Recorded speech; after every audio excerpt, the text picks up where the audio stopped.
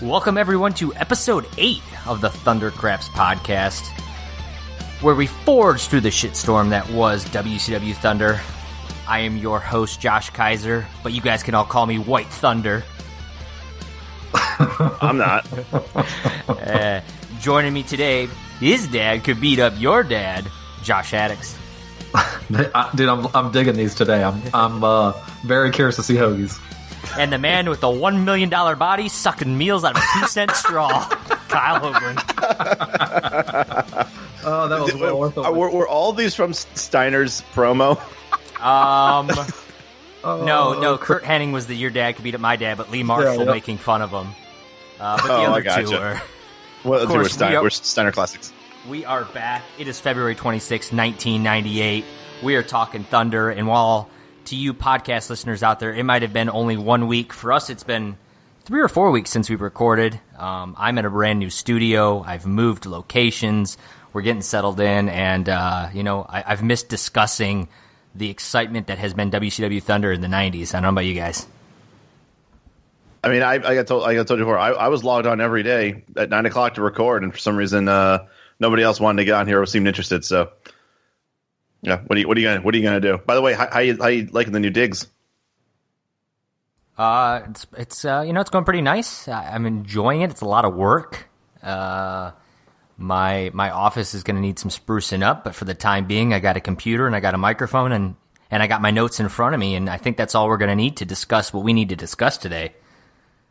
The fact that we even have Haddix here is just an added bonus, I guess. Yeah, that's basically my whole life. You know what I mean? True that. Oh, that was depressing. That was a depressing moment, wasn't it? But what is not depressing is Cedar Rapids, Iowa on Thursday, February 26, 1998. You know, it might have been raining outside, but I can guarantee you we had some thunder indoors, and it's about to get red hot as Tony Schiavone welcomes us in. Of course, he's here with Lee Marshall, Bobby Heenan, and they're going to break down a little review of what happened at Superbrawl. Of course, that was our big pay-per-view that had just taken place. Sting is now your official champion. He did beat Hogan after all that controversial ending from Starrcade. They finally got that settled.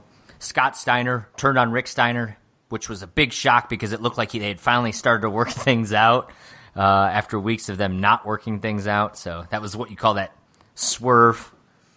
And there, of course, are still problems with Macho Man and the rest of the NWO.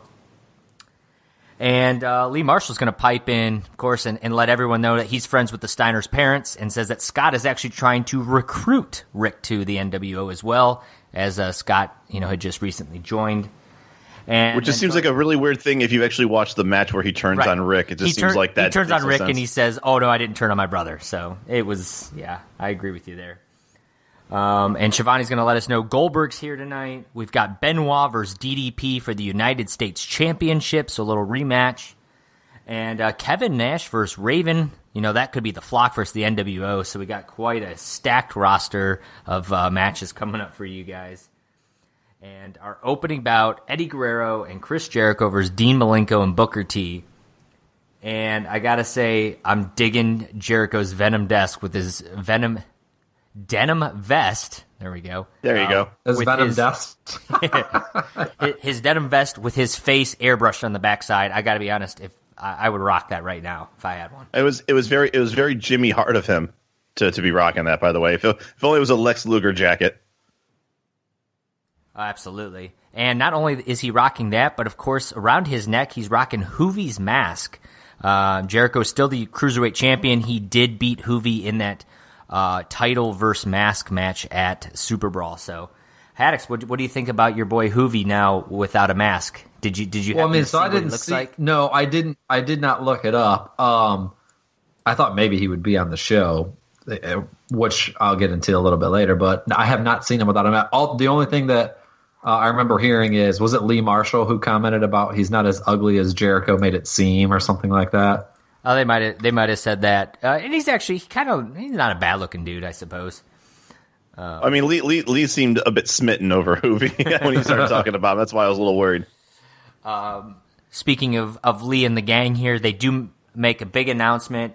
Uncensored, the upcoming pay-per-view. We've got Hogan versus Macho Man in a cage match, Kyle. And as you know, anything can happen at Uncensored. Ric Flair even dressed like a woman one time. Oh, and I think the other time, the last time I remember we had Hogan and Savage in a cage match, it was probably one of the biggest debacles in WCW history. I don't know anything of either what you guys just said. This is all midnight, the 95 and 96 Uncensored, right? Yeah. It would be it was 96. 96 was the Triple Cage of Hell or whatever. But 95 is when Ric Flair dressed like a woman. Was there a reason? It's Ric Flair. Do you need a reason? It was uncensored, dude, and they were just trying to prove that he could do anything at Uncensored. Back to the match. Eddie sucks chance as this crowd's getting ready for a hot match, and we go right to commercial as we open the match, which is no better way to open a show than with your opening match starting with a commercial break. When we come back, we do find out that these four men are all in title matches at Uncensored. So Eddie's going to be going again for that TV title that Booker's got, and Chris will be defending his cruiserweight title against Dean Malenko. So got a couple good matches here. As for this tag match itself, some classic heel work from Guerrero and Jericho. And Kyle, I know you appreciate when those heels make those tags and the ref doesn't see it, but he allows it taking place. Well, it wasn't even like they made the tags. There was actually one point where all Eddie did was just clap his hands while he wasn't looking to signify classic that he was making a tag. That's being smart, though, because he hears the slap, so he thinks they slapped hands. Exactly. You know what I'm saying? That's that ring psychology. We do get the biggest announcement in the history of our sport, Kyle, if I do say so myself. No more disqualification for the over-the-top rule. Who would have thought that they would pick Thunder to make this a historic announcement? All I know is because you and I, when we were watching the Monday Night Tours in '95, and it was still kind of a rule when it meant to be, I was really like, when did they stop doing it? So I got to be honest, I'm happy it was February 26, 1998, so I heard the official announcement for it. I couldn't. Like I said, the whole thing behind this is, and I know we talked about this before, it's been a long tradition in NWA, WCW, the Crockett era, when Dusty Rhodes was in charge for a little bit, Bill Watts. They would DQ if you either jumped off the top rope to the outside or if you deliberately threw somebody over the top rope to the outside, because it was to protect the wrestlers, but it was also so that I think they said they changed this rule because they thought that champions were getting out of their title matches by getting themselves DQ'd by knocking the other guy over the top rope, which is a funny thing to say considering I think I've never seen a match end that way. Yeah, but yet they cite that as a reason why they made this change. I'm like, all right, fine. And they sputtered through something about how the WCW needs all the help it can against the NWO, and I'm not sure how over the top disqualifications helping them, but whatever. As for this match itself, Dean Malenko's going to get double teamed for most of the match. Eddie and Chris kind of using that ring psychology about being heels and keeping them from the tag. Eventually, Booker T is going to break up a line tamer attempt on Dean, and that's going to lead to him getting tagged in and cleaning house. Eventually, all of the men are in the ring, and Jericho's in a Texas cloverleaf, but meanwhile, Eddie's going to hit the frog splash on Booker T for the 3 count. Apparently, Dean Malenko does his best JR impression, not knowing the situation at hand and the fact current that events. Him and Jericho are not the legal men. So your heels, Eddie Guerrero and Chris Jericho win the match. I gave it 2.25 stars. I thought it was all right match. I think it was a solid. They had solid ring psychology. The ending was a little chaotic a bit. But for me, I think Jericho consistently has the best matches on Thunder, and I don't think that this week is any different. What'd you think, Hoagie? I can agree with what you said. I gave it 2.5 stars. I didn't think that the match started off very clean. I think there was a point where I think Booker T did like a shoulder tackle to Jericho. Jericho fell to the ground, and then Booker T went to the ropes, do the classic, hop over the guy who's on the ground. And I think Jericho just was way out of position or didn't know. It looked kind of weird, and they kind of restarted it in a sense. So it was a weird kind of start out with, but it definitely got better. One big issue with this was that Malenko looked like a straight chump the entire match. He was being double teamed. He never really got a chance to like fight back, because usually when you watch these matches, you're like, all right, here's the face in peril. At some point, he's gonna reverse something, or get himself in a position where he's able to make the hot tag to Booker T. That never happened. Booker T literally went into the ring, interfered in the Lion Tamer, which then allowed Malenko to get over and tag. So Booker T carried this entire match, but then found it weird that after Booker T basically comes in like a freight train and cleans house, as WCW would say, especially if you're Sting, he then actually ends up taking the loss and getting pinned. So I just thought it was a little weird way to end it. Yeah, I mean, I kind of agree with you, Kaiser. I thought it was a decent match. Maybe it's because I have such praise for Jericho, and it was not even necessarily his fault. But right in the beginning, him and Booker T, there was like 2 moves in a row where they kind of botched them, and it just looked real weird. And maybe like I said, Jericho's kind of the highlight of these Thunders. Yeah, and I mean, and so it stuck out. I don't disagree with you. I think you guys both kind of said similar things. I don't disagree that it necessarily was the cleanest match or the crisp match by any stretch. Yeah. But I agree with you in the sense that I thought the psychology was really good. They kind of built up Booker T coming in and kind of, cleaning house a little bit. The ending of this match was very, very weird to me. I don't know what they were trying to do with that, but I don't know why Malenko thought he was the legal man. I was very confused. My only guess is Malenko and Guerrero are the challengers for both of those titles, so it puts them both in the position where they had the upper hand against the champions. Their respective, yeah. So that's the only thing I could think of there, is maybe that's kind of what they were going with. Yeah, true. But I gave it a 2 because again, solid match, but it kind of odd, especially the ending. That is a good point. That at the very end, you're watching Jericho tapping out to the Cloverleaf, who he is the defending champion. And then Eddie Guerrero scores a pinfall on the TV champion at the very end. So yeah, I can see where you're coming from. I didn't even think about that. So there you go. That's why they call me the White Thunder. Right? Is that why? After that, we're gonna get a shitty WCW Saturday Night promo. They're not even trying anymore. They tell you Disco Inferno, Jim Neidhart, Bulldog, Raven, Eddie, and Benoit are all gonna be there. They don't tell you who's wrestling who or anything. They literally just list it. That is it. Nothing. Which is sad because it's already taped. It's a live event on Thunder, and they're talking about Saturday Night, which has already been preempted, so they know the results. They already have video of all the matches. They can't even say who's wrestling who, even though they obviously know who. Like there's no excuse for it. None at all.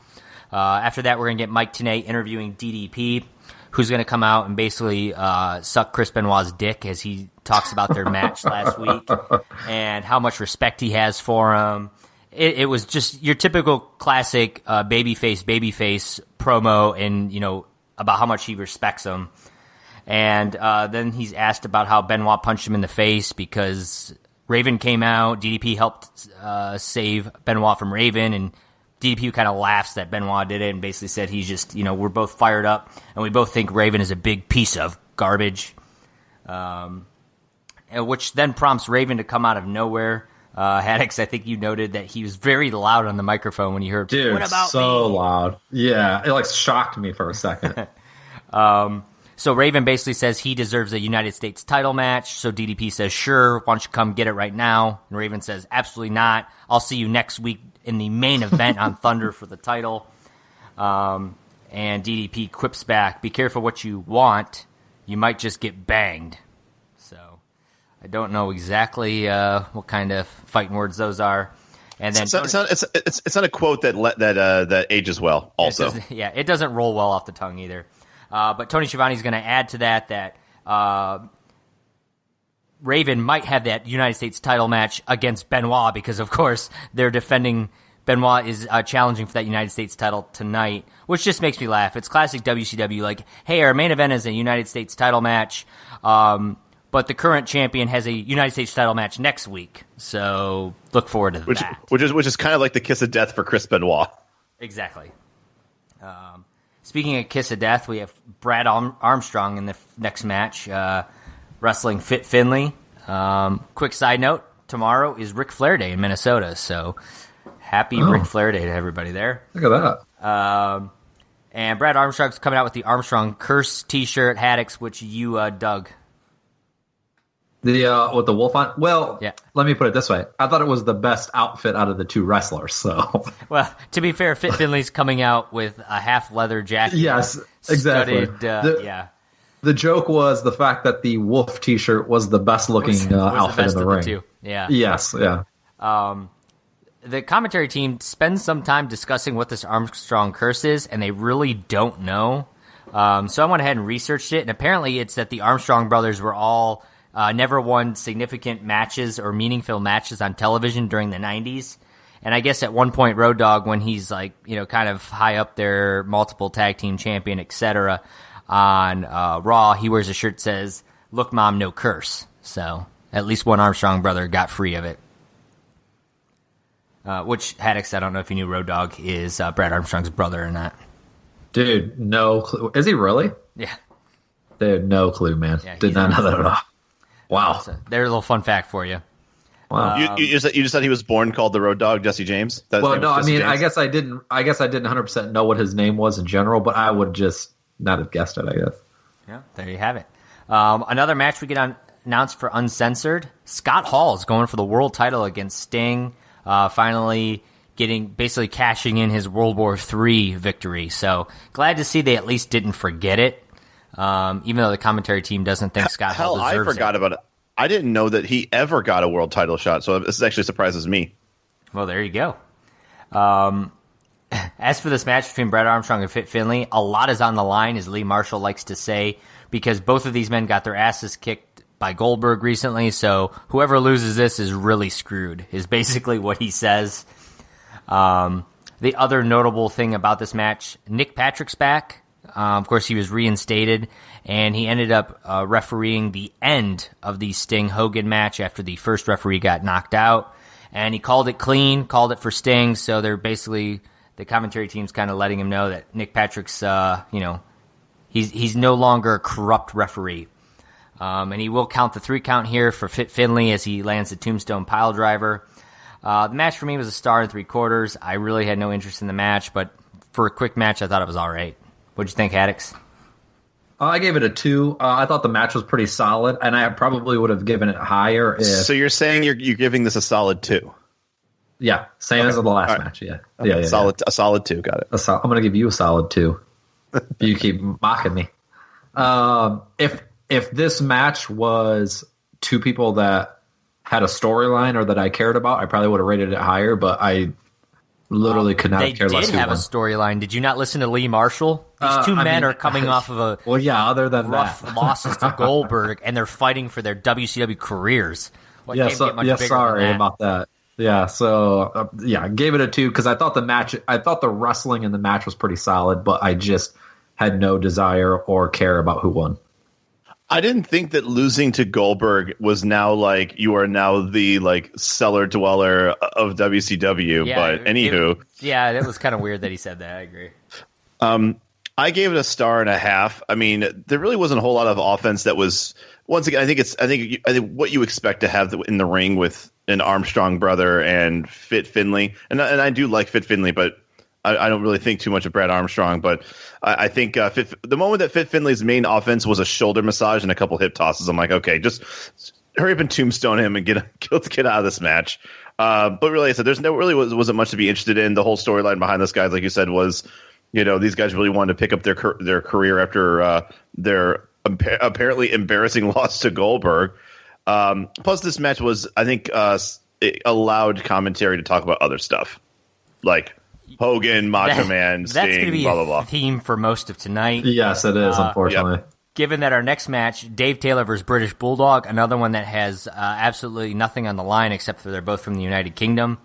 I don't know if you guys noticed that British Bulldog's coming out to his WWF-themed British Bulldog music, and it also sounded very dubbed over, so I'm wondering if he's another one of those that fell victim to a copyright thing, so the network has to play the old theme. Well, I don't think you can copyright that music. Isn't that like what I'm saying? Isn't that like English? I don't know if it's like the anthem, but it's some sort of fanfare from there. What he's coming out, it sounded dubbed over with his WWF theme, so I'm wondering if he had different theme music in WCW at this point that they can't play in the network for for copyright reasons. Oh, I see what you. Oh, you're saying it didn't sound like it was live. What was played live? It was live, right?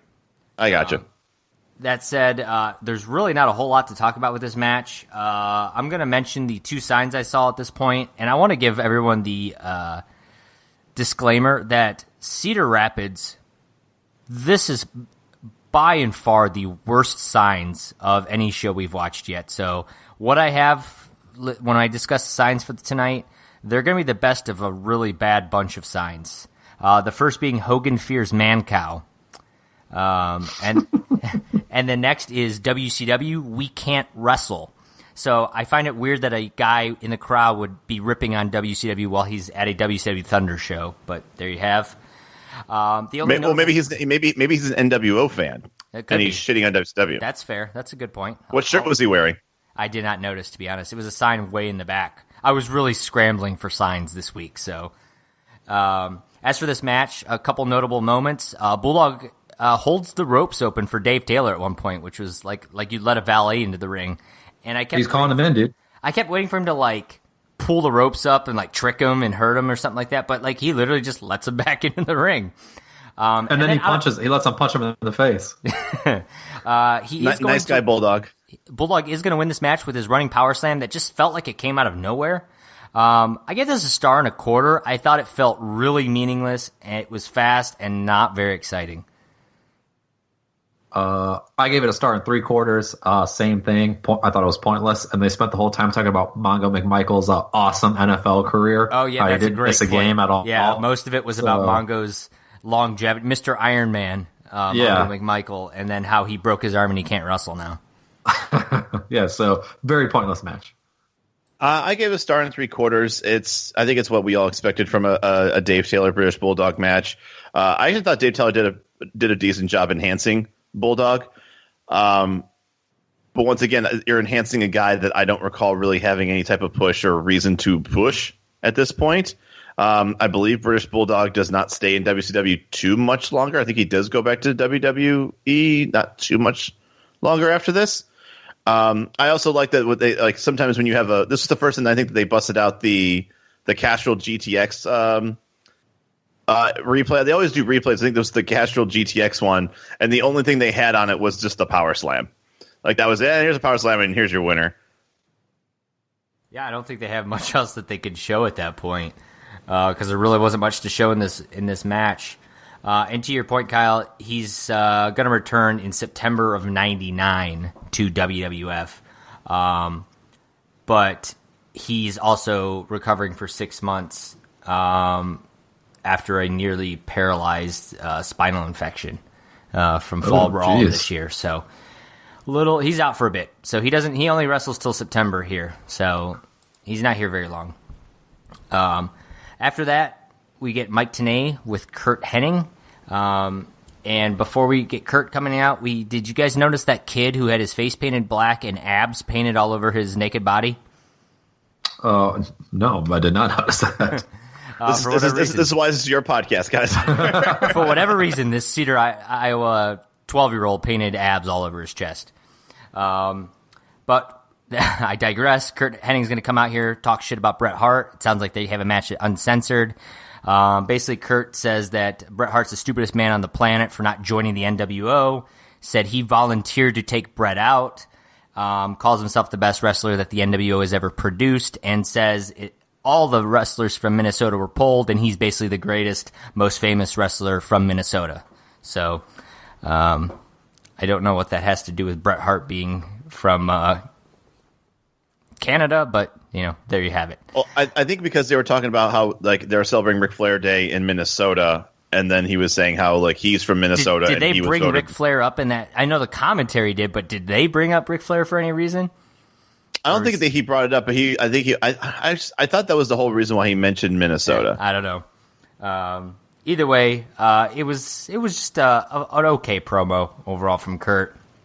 After this, we're going to get Rick Fuller, who's going to come out to NWO music, which was randomly playing for whatever reason. And then Goldberg's going to come out, and man, I don't know if you guys noticed it or not. I swear this is the most hyped the commentary team is getting for Goldberg. They are really pushing the hell out of this guy. They're still calling him Bill Goldberg, though, I noticed. They still are. Yeah, they haven't got the bill yet from it, but they're really hyping last week I felt like they were hyping it, but yeah, it's getting definitely it's building a lot more with the commentary. And also like last week's episode was the first time I think I was like the crowd is really behind Goldberg. For him, yeah. And actually, speaking of that, one of the signs that they did show, Haddix, I think you called this sign out, in fact, was that Goldberg sank the Titanic. Yeah. Or no, didn't it say that Titanic hit the Goldberg or something like that? Maybe. It was something to that effect. Yeah, basically a pun on iceberg and Titanic, basically. So there you go. Rest in peace, all those that we lost in the Titanic, by the way. Of course. As for this match, rest in peace, good wrestling, because Goldberg's going to mat tackle Rick Fuller a couple of times. Rick Fuller's going to kick him in the head, which he no-sells, leads to a spear and a jackhammer. This was a half-star match for me. This might be the worst Goldberg match I think I've seen since we started watching Thunder. I gave it a 1 because I agree that I think it's the worst. Like the rolling around on the mat. I don't know if that was Goldberg missing some stuff or maybe Rick Fuller wasn't as flexible as Goldberg thought. And it just looked real. It literally almost looked so weird that Goldberg was like, I'm just going to spear this guy and jackhammer him and get this out the way. And it was just a very weird match. Dude, that's literally what I thought. As soon as the match started and you noticed that he was trying to do that, that kind of like he's been doing that roll over, like kind of like ankle submission that he kind of starts with a lot of times. Fuller couldn't roll all the way over to actually make the hold work. So Goldberg's just like, screw it. I'm just going to keep the hold and just look like I'm doing something. And then as soon as they all got back up, I think Fuller kicked him once in the face, and then he got a spear and a jackhammer. I actually gave this a 1.75 stars, and the only reason why I probably would have given this a 1.5 stars just like Kaiser, but I gave it an extra quarter because I think this is probably the largest guy that we've seen Goldberg jackhammer, and I think Rick Fuller is a little bit bigger than Hugh Morris, and he picked him up like it was nothing. So I mean, once again, it's always impressive to see him put up much larger men up in something that's obviously takes a great amount of strength to pull off.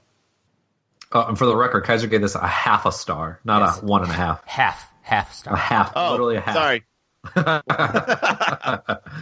I'm not taking it back. 1.75 still. Fair enough. After this, we're going to get another sign that says, "Hey, Raven, come to my nest."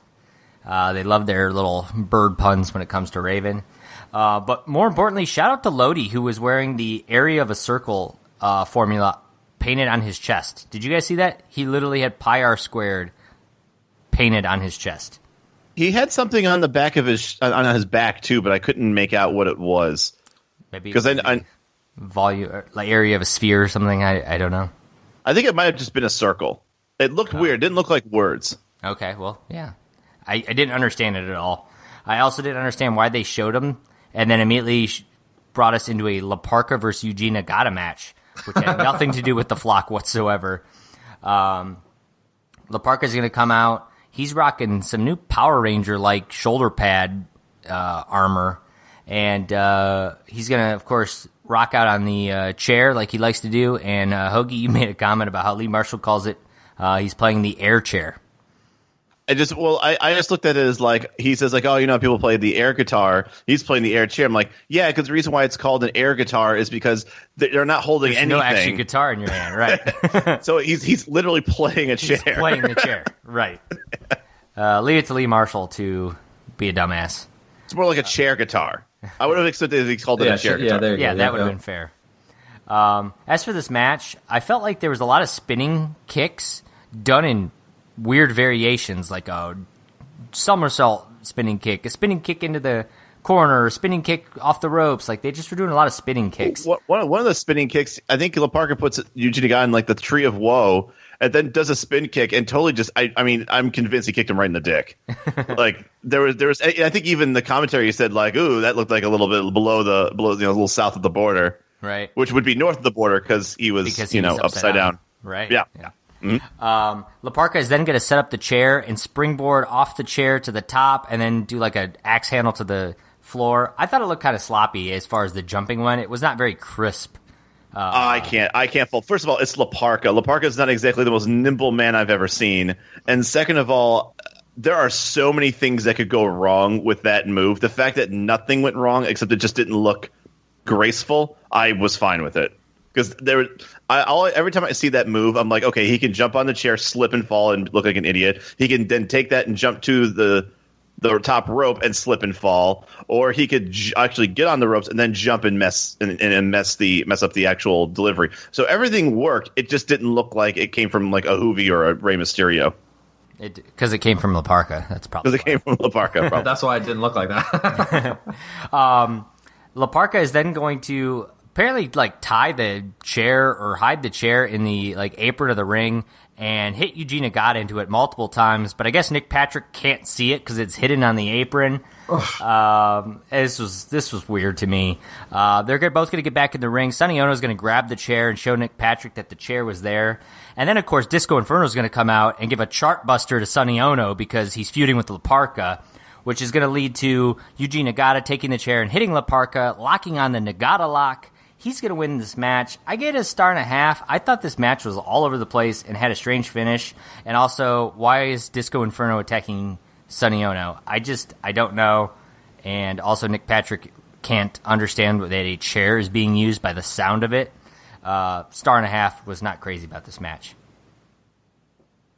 I give it a 1.75. I didn't think it was a very good match either. I did think, and I have never seen it. At least I don't remember seeing that whole from the chair to the top rope thing. I thought that was pretty cool. And you definitely have to have some type of agility to do that. And for him being like kind of a little bit fatter, I gotta give La Parka credit for that. That was impressive. But other than that, the match was very below average to me. I also gave this a 1.75. Definitely a confusing as hell ending with Disco Inferno showing up. I think he's done this before where like he shows up for a La Parka match but really doesn't help the cause with it when he comes down. Like I know he went in one time with a chair and then he was kicked out of the ring with the ref throwing the chair out of the ring. La Parka finishes the match as normal and then Disco tries to get back in and he just gets hit with the chair. That's it. In this one, he shows up like he's going to do, I don't know what, but he pulls Sonny Ono down and then gives him a chart buster, which makes no sense. I did like the offense, and I echo what Haddock said about La Parka. Anytime La Parka pulls off anything that it needs any type of, acrobatics, you got to give him at least a little bit of kudos because of his body type. And also, I did kind of like the clever use of the chair. It's the first time I've ever seen someone try doing it like that. Try and like push it up against the apron and try to like conceal it away from the ref. So I like the I guess a little change in style with the use of the chair. There was definitely some bad sells, and La Parka hit his finisher, but he literally just like flipped over Yuji Nagata instead of like actually hitting him with it. But it was okay because that wasn't actually the actual finish. So I'm not gonna fault him too much. After the match, we're going to get a Scott Hall promo. As he starts to come out, we get a CR's Too Sweet sign. The sign was actually terrible, but it was a long banner. It was like probably 10 or 12 seats it spanned. So props to them for holding up a giant-ass banner, even if it was stupid. And we're also going to get another sign here that says, Hogan, say your prayers, brother. Again, not a good sign, but the penmanship on it was fantastic. I like how you're here picking apart these signs. Like I said, Cedar Rapids signs really bad, so I'm doing what I can for it. Meanwhile, Scott Hall's going to get in the ring, hold the mic for damn near 30 seconds. It was like he was trying to give all the production people like, hey, Scott's going to speak, get the mic on, turn up the volume, get ready, and they still fucked up. He needed to get Raven's mic because obviously that one was too loud. That one was too loud, right? And then this is like the 4th or 5th week in a row that they cannot figure out Scott Hall's mic. It's amazing. It is really amazing. He's going to get on there, of course, do his usual spiel, and then followed up about his match with Sting. And he basically calls him Scary Sting, and says, Sting has the cool entrance coming from the rafters and all that kind of stuff, and says that. While he's been hanging out there for 2 years, Scott's been in the ring wrestling, which I feel like makes a lot of sense. Cutting a promo that he's actually working hard, and Sting's not, and Sting's the champ and probably doesn't deserve it. So I kind of like that they're doing that. And that's going to be about it for Scott's promo. And we're going to come back to the commentary team who are getting ready to discuss a big match that was signed for Nitro. And then the greatest moment in the history of Thunder happens. Someone threw a fucking football at Lee Marshall's face. I watched this like a dozen times. I was in tears laughing, and I just kept rewatching it. Lee Marshall threw a fucking football to the face. The first time I watched it, I was like, first I thought, who's the asshole that would do that? Like, that's kind of a shitty thing to do, especially if you know that they're on camera. And then I also kept rewatching it, and every single time I kept watching it, it got funnier and funnier because I love Lee's, like, just stone face of, like, clearly a football did not hit me in the face. Yeah, I'll give him props. Like, they really, they didn't completely sell it because Tony makes a comment about him, like, catching a football next time or something to that effect. But, like, other than that, like, Lee doesn't, like, act like he's hurt. Plays it off perfect. Like, plays it off like he didn't just get tagged in the fucking face with a football. And then after seeing it like the sixth, seventh, eighth time, all I then thought to myself was, Lee, you should have saw that football. You should have caught it. Oh my god, would you have given him more points? Would we be talking about this more if he just last second caught that ball and just threw it away? Would you have had more respect for him, or do you like this more that he got hit in the face? I mean, I love it a lot more that he just took it in the face because he's such a dork, and I feel like that's just like perfect for him to take a football to the face. If he would have like one-handed it, I probably wouldn't have made fun of him for at least the next two segments of the show. Well, then that's respect. That's how you show respect. Right. Also worth mentioning here, Macho Man and Sting are going to be wrestling Hogan and Hall on Nitro. WCW and NWO members teaming up. The commentary team losing their mind about this match. Apparently it's a big deal, but for me, the big deal was Lee Marshall got hit in the fucking face with a football. At least you got your priorities straight, I bet you they were more mad that somebody had the nerve to take the spotlight away from this gigantic announcement by throwing a football at Lee Marshall's face. After this, we're going to get Michael Buffer Bagwell to come out. He's going to get on the cue card, of course, do the whole ladies and gentlemen Michael Buffer line, let's get ready to rumble. And at this point, we're going to get our fifth sign of the night, and it says, "Ha-ha, Buff said hi to me." So congrats if he really did. Did someone write that? Like when he was coming down to the ring, did he say hi to somebody and then they wrote that sign? If they did, so it's they can show it later. Right? Out's going to come Scott White Thunder Steiner, of course, the newest member of the NWO, and he'll be wrestling some dummy Marty Jannetty. Scott's going to get on the microphone first, say it's great to be here as part of the NWO, and then how Sunday morning he had breakfast with his brother Rick, Lex Luger, and Sting, and next thing he knows, Monday night, Lex Luger's challenging him to a match. Basically says Lex wasn't smart enough to get into the University of Michigan like he was. Dude, this was the weirdest thing to me, man. The Michigan thing really threw me for a loop. Well, so, I mean, that was their big thing forever, was Rick and Scott would wear the Letterman jackets from the University of Michigan, like they're big Michigan boys. But it was weird for him to be like, you couldn't get into the University of Michigan. It's not like it's like Harvard or something. You're like, okay, you went to Michigan, dude, cool. Like, that was so weird. And it's like, they're in Iowa right now. Like, I don't think Iowa fans give a shit where either of these guys went to school, Like, it doesn't affect the fans of Iowa. It would be like one thing if he's like, you couldn't get into Michigan. You had to go to Iowa or something like that. Yeah, it's like being heel. Yeah, exactly. Well, the thing is, Luger played football for Miami. It's not like he didn't play for a decent school. Yeah, but he wasn't accepted into Michigan, dude. All right? Weird. I don't the know promo was what weird. He's going with Yeah. The match, of course, is going to take place between Jannetty and Steiner. You really don't know because the commentary team pretty much ignores this entire match to discuss Macho Man and Sting versus Hogan and Hall on Nitro coming up. Scott is going to win with the Frankensteiner. I gave it a star and a quarter. I thought it was a quick match, and for me, the promo and stuff before it was the only thing worth watching. I mean, when it comes down to it, if the commentary team isn't going to care about the match, why should I? I gave it a star and a quarter as well. My boy Marty's just jobbing everywhere, all over WCW, and I really like him. I know you told me when we've talked about him before to go back to his what was it with Shawn Michaels? When they were the Rockers. The Rockers. Go back to those a lot of days. good stuff to watch there.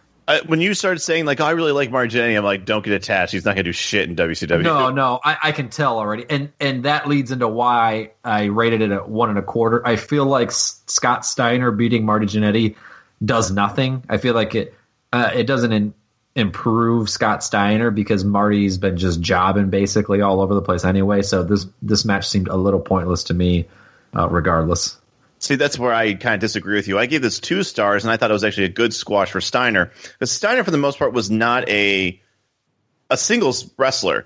So I think the good idea was let's put him against somebody that he probably doesn't have a chance against. Marty has a much more, I guess I would say a more successful career as a singles wrestler, which I know isn't saying much considering that Steiner at this point has pretty much always been a tag team wrestler. You're saying up to this point right now. Yes. Okay. I mean, once again, you're not saying overall careers by. Oh yeah, absolutely. Okay.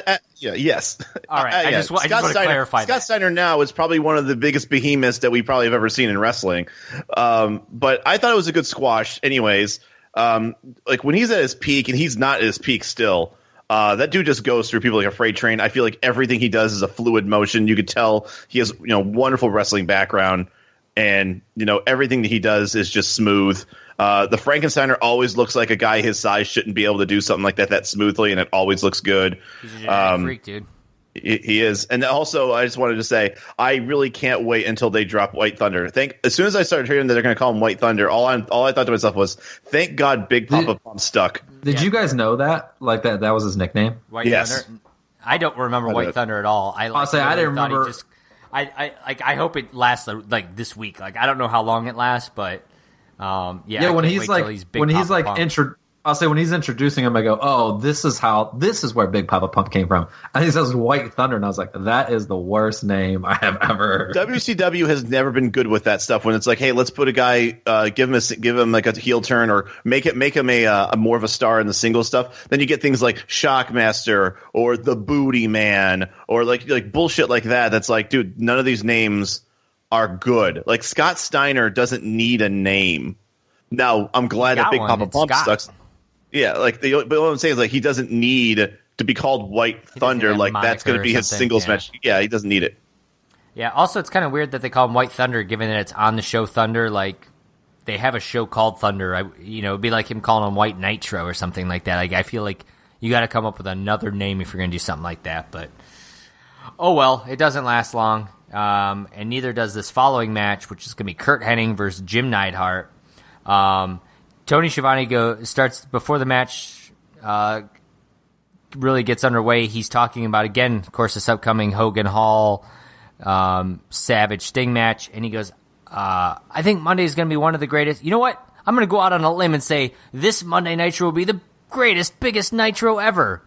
So I had to laugh that Tony, King of Hyperbole, starts to say it's going to be one of, and then actually says, nope, I'm going to go on a limb and actually say it is. And I'm like, Tony, you say it is every week. You're not going out on any limb saying this. That said, Scott Steiner's going to get on the commentary booth, kicks Lee Marshall out of the way.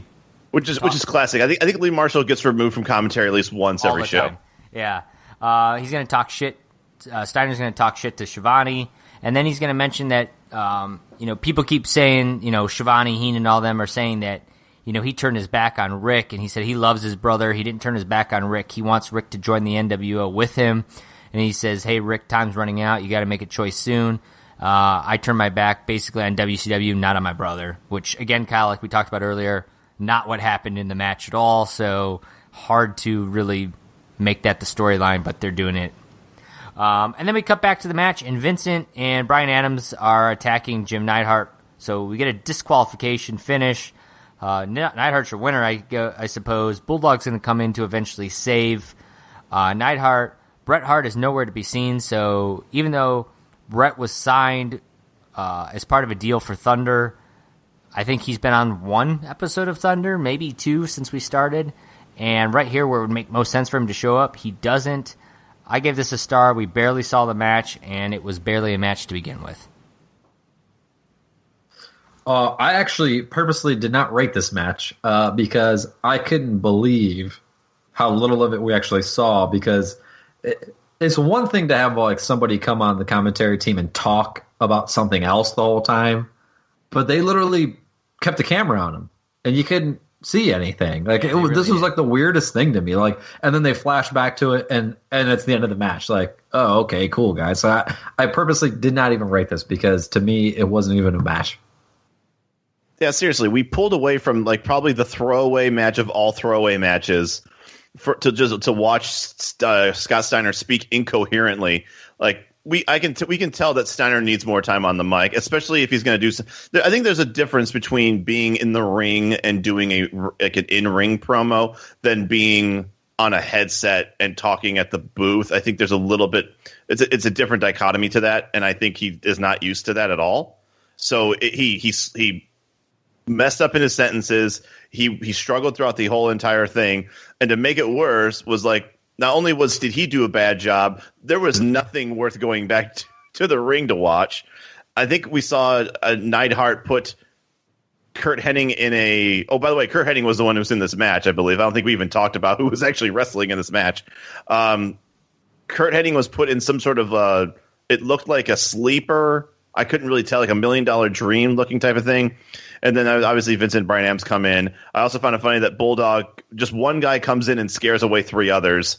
But yeah, it was a waste of time. Yeah, it's amazing that you call this the throwaway of all throwaway matches. And look at what else has been on the card tonight. It has been a lot of garbage. And look what we're about to have. I know, and we're coming up to some bad shit too. We do get a paid for by the NWO promo here, which is basically Kevin Nash laughing and talking about how he dropped Giant on his head. It was fine for what it was. Makes Nash look cocky and continues to push that. Makes you really want Nash to get his comeuppance once the Giant returns. We come back and we have Raven on the mic. Basically says the WCW committee doesn't like Kevin Nash and that Raven is a misfit, so that's why they made this match.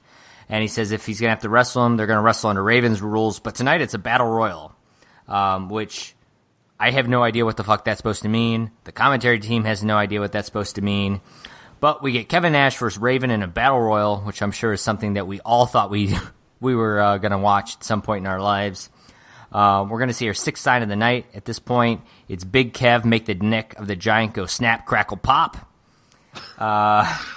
And this is where Shivani says, I want to talk about this great match, but I can't stop thinking about Monday night with Macho Man and Sting. So yet again, the commentary team is going to ignore the match that's taking place to discuss the main event of Nitro.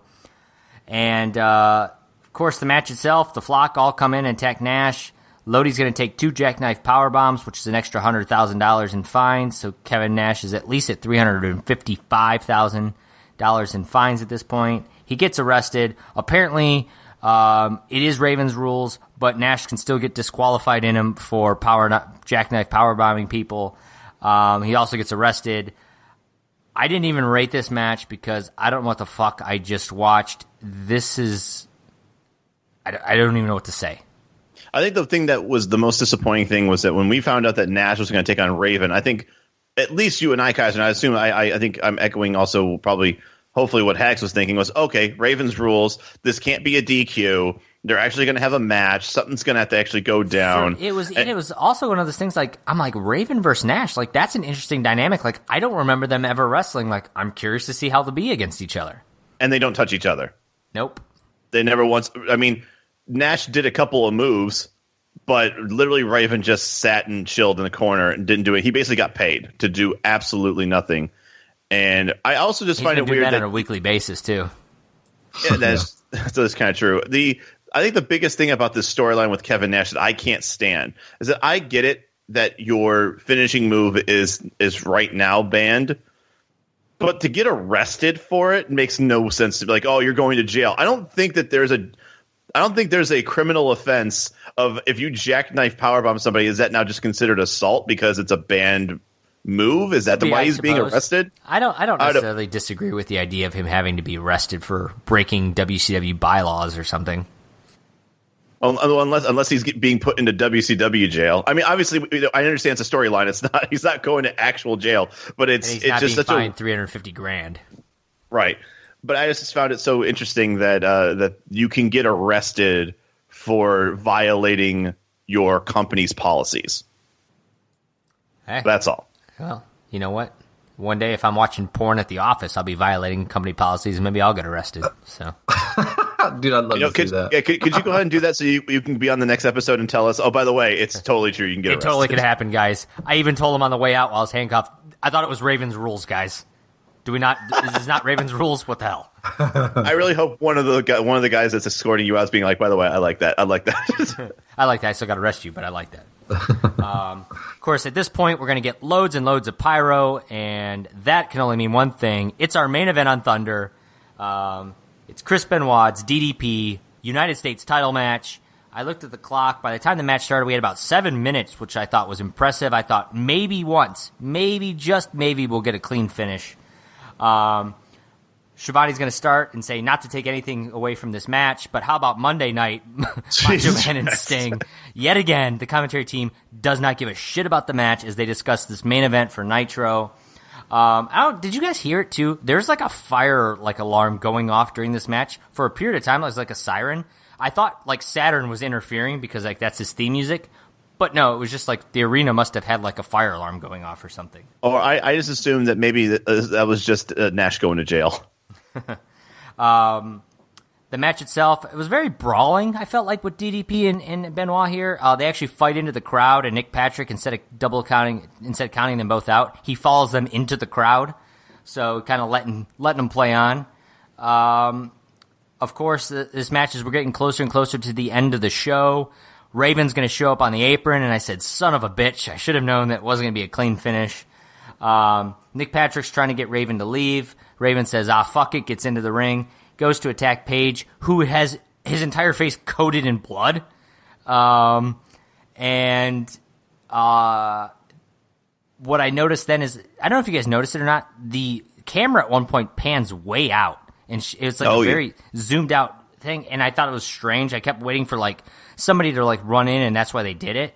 But then that's exactly what I thought too. When I saw DDP all bloodied up, I think that's why they panned so far away, is because they're not allowed to show blood, and because the match was still going on, they try to get away by like, if we get far enough away, you can't really tell that Paige is bloody. And other than that quick shot where he was doing like a forward like Russian leg sweep, and it caught like the side of Paige, that was the only time I noticed Paige was bloody. So they're not allowed to show blood or something. Well, TBS doesn't want them to show blood. Yeah, they have a very no blood policy in WCW. Oh, I didn't realize that. Yeah. Unless it's Flair, then it's beautiful. Right, and I think even that it's only like pay-per-view, and even during this era, I don't know. I think standards and practices were on Bischoff to not do that kind of stuff. So you mean before they went over to WWE? Nice. This match, of course, is going to be thrown out. I gave it 2 stars. I was probably being friendly, to be honest. It was obviously a predictable DQ finish that we expected for another fucking 8 weeks of Thunder. You knew Raven was going to be there because, of course, he has his title match next week on Thunder, which will be against Paige.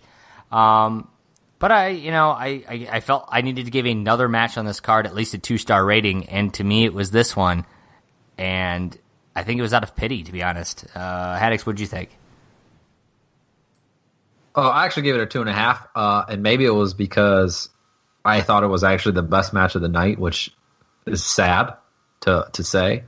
But DDP and Chris Benoit, both great wrestlers. I feel like we've seen this match so many times, though, so I definitely wasn't excited at all, which is an overlying theme for this Thunder. But 2.5 average match. I could have guessed Raven was going to interfere, 1, because it was the main event, and 2, all that crap he was saying earlier, and he didn't even wrestle. So very subpar, 2.5.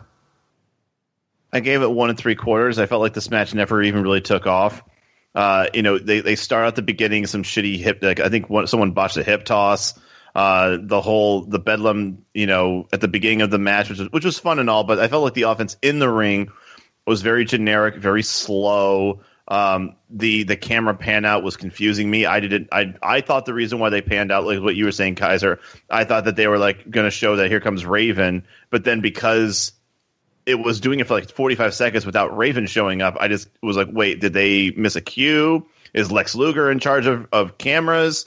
Like, I don't know why the cues are being missed. And then now you're saying, because he was bloody, and it makes total sense now. But this could have been a decent match. But once again, it's going to end shitty because I knew it was going to end shitty also because the offense was slow. I feel like why should they like put on a great show if they just know that Raven's going to come in and just throw the match out? So I guess I understand why. I think this was kind of phoned in, just like all the other main events we've seen. It's really a shame. And that, of course, is going to be our Thunder for the week. For me, I thought it was a rough Thunder. Like I said, I gave the main event 2 stars because I felt like I needed a second match to have 2 stars.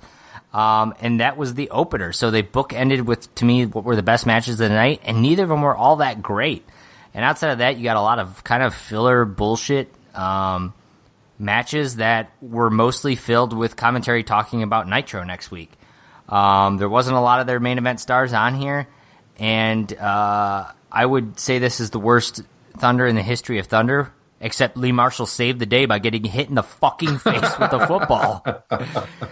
So for that, it was an okay Thunder, but really it was bad Thunder.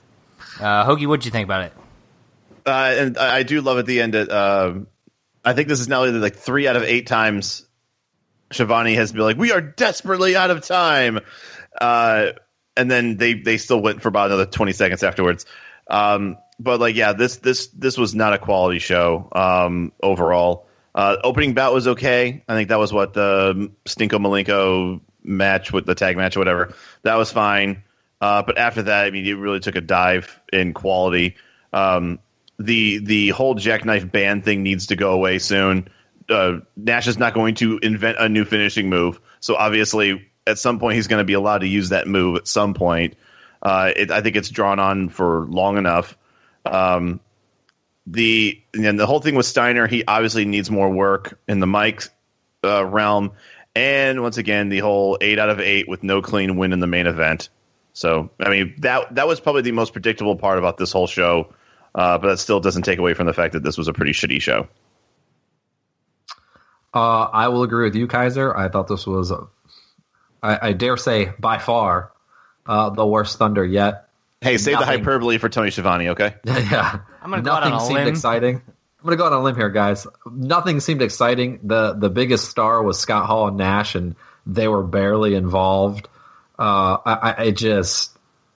Nothing about this excited me, and when it was over, I was almost glad. So, yeah, it was over, and thankfully, that's our podcast for this week. It is over as well.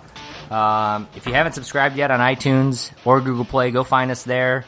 Give us a follow at Thundercraps on Twitter, and you can always go to thundercraps.com for all of our past episodes, social media accounts, all that fun stuff like that. And go watch the March 5th, 1998 edition of Thunder, and we will be right back here next week to discuss everything. And if we're lucky, maybe Lee Marshall gets hit in the face with a fucking football again. For Kyle Hogan and Josh Haddix, I am White Thunder, and we will see you guys next time on the Thunder Craps Podcast. See you later. We are desperately out of time.